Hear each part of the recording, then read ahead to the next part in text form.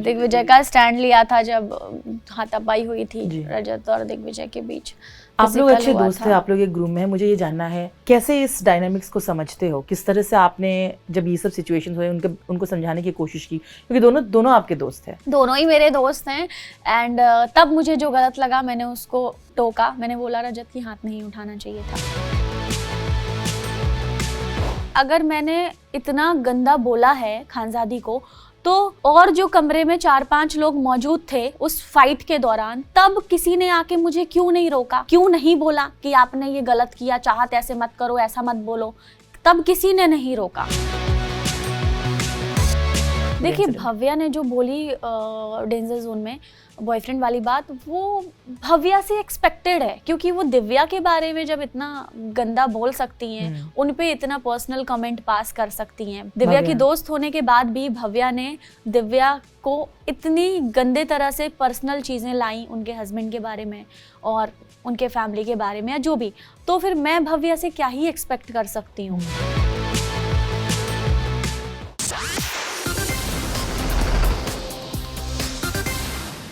Hello everybody, I'm Rudrani and welcome to Zoom Speak Easy. The 50 एक ऐसा show है जहाँ पे आप I'm pretty sure hooked on हो गए होंगे, तो उसकी हर खबर अगर आपको जानने की इच्छा है, this is that interview. चाहत पांडे The 50s के बाहर है, पर I'm sure उनको अपनी कहानी अपनी ज़ुबानी बोलने का भी हक है. So let's do that. Thank you चाहत for joining us. Thank you. पर मैंने जैसे कहा बहुत सारी बातें हुई आपकी जाने के बाद भी, मुझे पता है चाहत के बारे में और मुझे ये पता है और मुझे वो पता है, हाँ, और वो रजत उनका बॉयफ्रेंड है और ये वो। मैं इससे ही शुरुआत इसलिए करना चाहूँगी बिकॉज ये बातें बहुत चली है घर में। सेकेंडली, आप वो जो छेड़खानी चल रही थी आपको लेके, उन सब बातों को आपने कैसे झेला या कैसे देखते हो आप, क्योंकि आप ज़्यादा रिएक्ट नहीं कर रहे थे उस वक्त। एक्चुअली रिएक्ट हमने जब लोग हमें छेड़ते थे, तो मैं तो यही कहना चाहूँगी कि बिग बॉस के टाइम से जो एक हैशटैग चला था, तो उस वजह से सब लोगों ने जब हमें देखा तो उसी नज़रिए से देखा। तो जब आप उसी नज़रिए से देखोगे तो हम साथ कहीं सिर्फ बैठे होंगे तो भी आपका नज़रिया वही होगा, क्योंकि ये बिग बॉस के टाइम से जो चीज़ें चली हैं तो सब लोगों ने हमें वैसे ही देखा कि अच्छा इनका कुछ है क्या। और जब हमने मना किया कि नहीं ऐसा मत करो, तो वो चीज़ें, वो क्लिप्स नहीं दिखाई गई। अच्छा, वो नहीं दिखाई गई। हाँ, वो नहीं दिखाई गई और लोग हंसी मजाक करते थे तो मजाक में, हाँ, मजाक करते थे। तो अब कोई मजाक कर रहा है और अपना ही कोई दोस्त है, हमारे ही ग्रुप का है, और हम उससे झगड़ा करने लगे या बोले कि नहीं तुम ऐसा मत बोलो, ये नहीं, कि वो चीज़ें भी अच्छी नहीं लगती हैं। बट फिर भी हमने अपने तरह से मना किया था।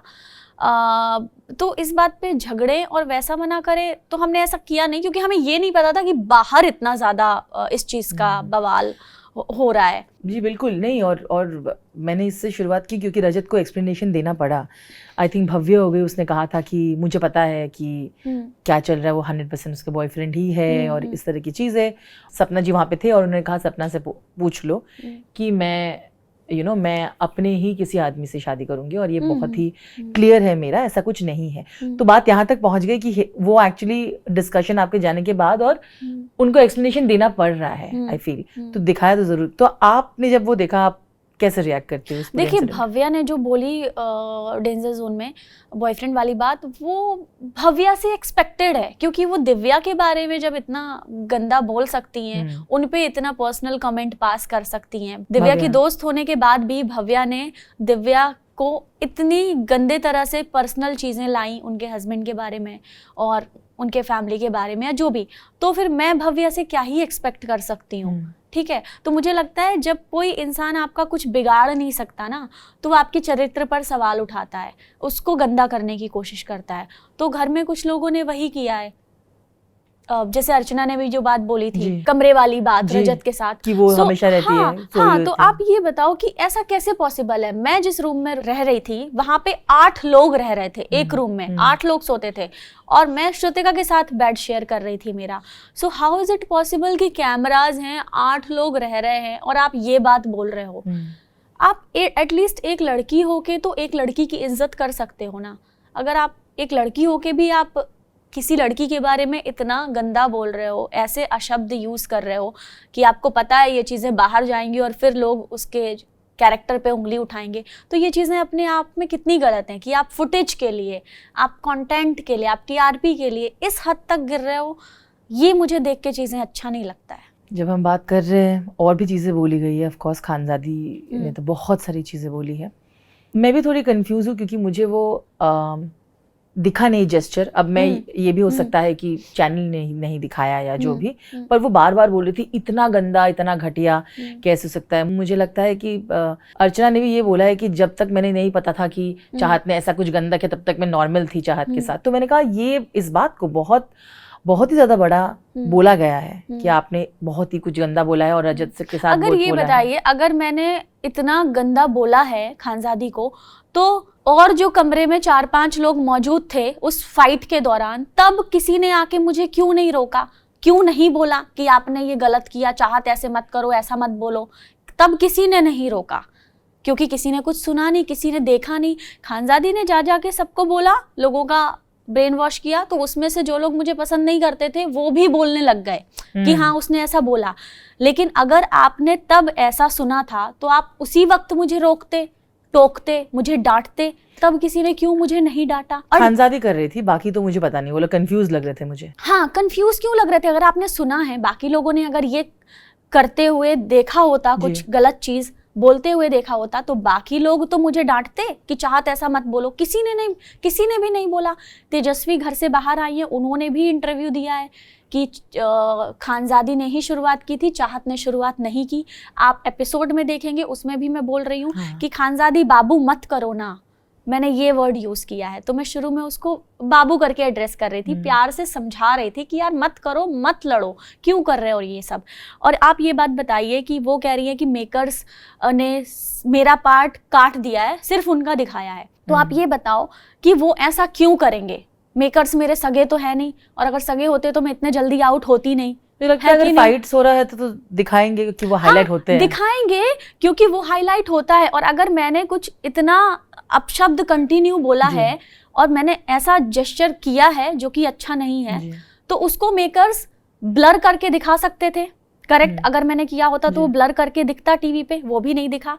इतनी बहुत ज़्यादा देर तक मैंने गालियाँ दी हैं, इतना लंबा कुछ बोला है, तो वो भी कंटिन्यू बीप डाल के और फिर वो फुटेज भी दिखा सकते थे, पर उन्होंने नहीं दिखाया क्योंकि ऐसा कुछ है ही नहीं। आपने क्या बोला होगा चाहत, जो कि अगर मैं बोल सकूं, आप कह रहे हो कि उसने ट्विस्ट करके बोला हुआ है, आपने ऐसा क्या बोला कि बोलने लगी जेस्चर की? मैंने सिर्फ इतना ही बोला है जितना आप लोगों ने एपिसोड में देखा है, और उसके बाद मैं शांत हो गई। उसके बाद मैंने कुछ नहीं बोला क्योंकि मुझे लगा कि ये इतनी गंदगी में मुझे नहीं जाना है, क्योंकि ये जिस तरह से लड़ रही है, मेरे लिए वो खानज़ादी द वे शी बिहेव्ड मेरे लिए कल्चरल शॉक था। ऐसा लग रहा था ये क्या हो रहा है, क्योंकि मैंने नहीं देखा है कभी ऐसा। और मेरी उसके बाद से ही आप देखो तबीयत खराब होना भी शुरू हो गई, वो सारी चीज़ें हुई तो मैं चुप हो गई। और जब डेंजर जोन में दिग्विजय, खानज़ादी और मैं थे, तब भी खानज़ादी ने सेम बातें बोलनी शुरू की, लेकिन तब मैं चुप थी। मैंने एक शब्द जवाब नहीं दिया। मैंने एक शब्द जवाब नहीं दिया क्योंकि मैं जान गई थी कि ये क्या करना चाहती है, मुझे कैसा दिखाना चाहती है। इसीलिए मैं चुप थी कि भाई मैं जवाब नहीं दूंगी, क्योंकि मैं इनके लेवल पे नहीं गिर सकती हूँ, मेरे वो संस्कार नहीं है।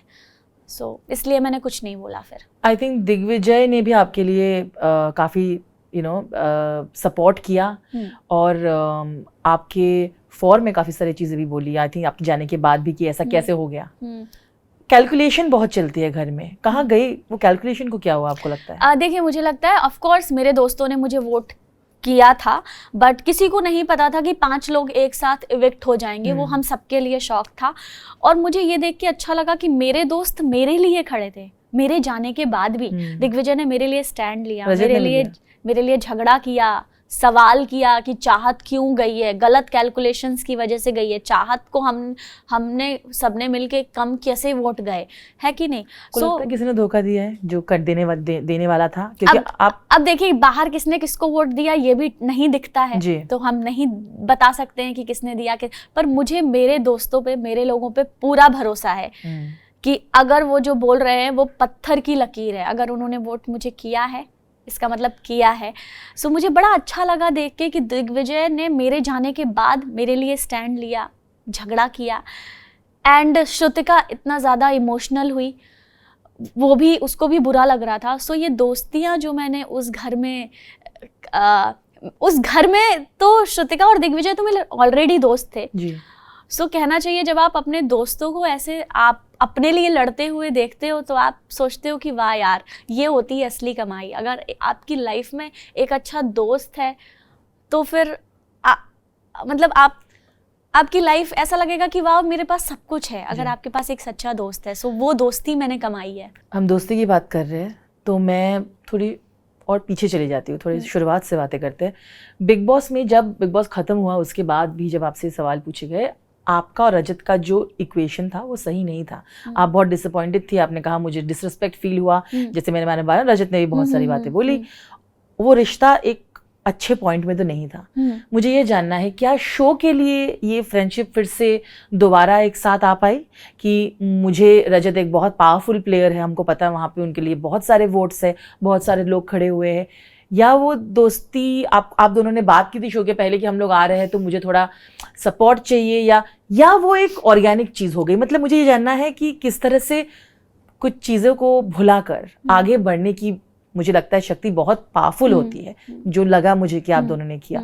पर कैसे हुआ था कि जो सवाल उठा रहे इस पे कि आपने शायद एक मोटिव के साथ वो किया था, क्योंकि आपको पता था कि जो वोट बैंक चल रहा है वहां पे उनमें से एक बहुत बड़े खिलाड़ी ऑफ कोर्स प्रिंस है एक साइड में और रजत है। देखिए रजत, श्रुतिका, दिग्विजय, हम लोग चारों बिग बॉस में थे जी, तो हमारी दोस्ती, हमारी बॉन्डिंग थी। अब वो खट्टी मिट्टी हो, मेरी रजत के साथ हम झगड़ा भी करते थे, हम साथ में बैठ के बातें भी करते थे, ठीक है।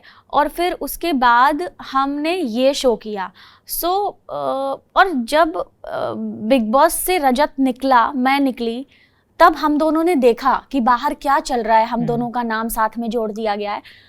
बहुत बुरा लगा हम दोनों को देख के। और उसके बाद रजत ने एक वीडियो बना के क्लैरिफाई भी किया, यूट्यूब पे वो वीडियो है, आप सर्च करोगे तो आपको मिलेगा, जिसमें रजत ने कहा था बिग बॉस के बाद कि चाहत मेरी छोटी बहन जैसी है, ठीक है। वो घर पे भी बोलते थे वो, हाँ, छोटी बहन जैसी है, रजत ने क्लैरिफाई किया था।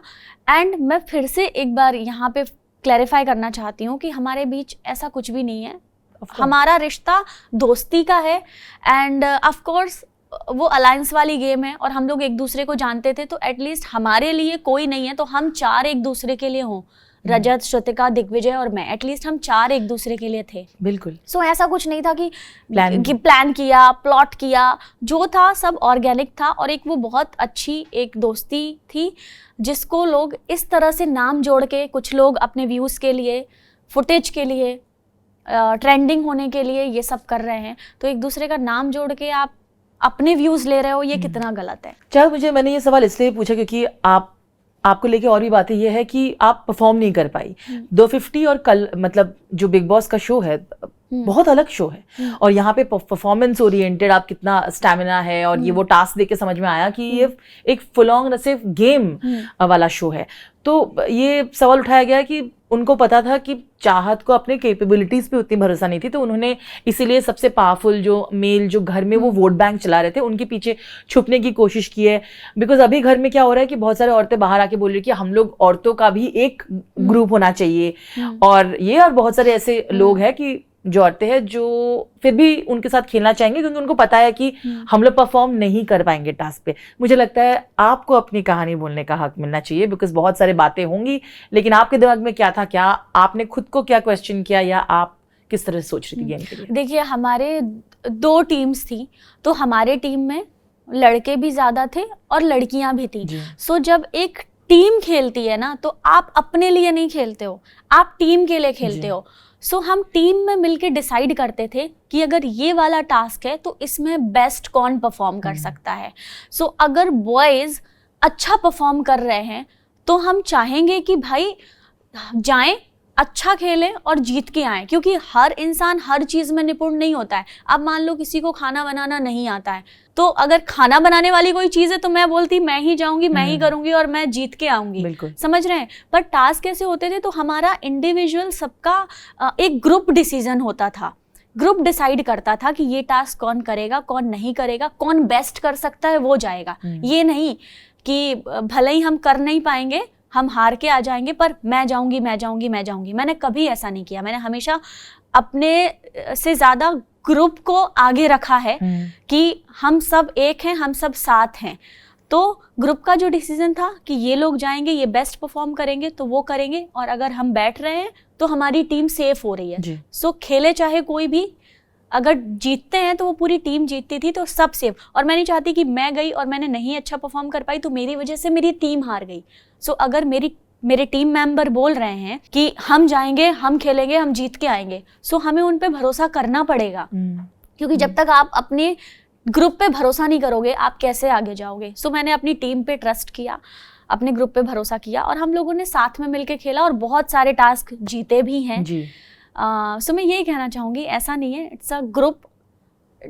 टीम जब खेलती है तो जो बेस्ट टीम डिसाइड करती है कि ये खेलेंगे तो वो वही खेलेंगे। सो इसमें हमें सपोर्टिव होना है, इसमें हमें क्वेश्चन नहीं उठाना है कि तुमने मुझे क्यों नहीं लिया, मैं क्यों नहीं जाती हूँ, मैं क्यों नहीं भेजती हूँ, तुम ही जाते हो। अगर सामने वाला जा रहा है और जीत रहा है और हमारी पूरी टीम सेफ हो रही है तो इसमें क्या गलत है। आपने अलायंसेस की बात की, घर में काफी सारे अलायंसेस है। ऑफ कोर्स हमको पता है कि रजत एक तरफ है और प्रिंस एक तरफ है, इनके अलायंसेस ऑपोजिट है। I don't think they support each other at all, तो they don't like each other, ये बहुत एविडेंट है शो में।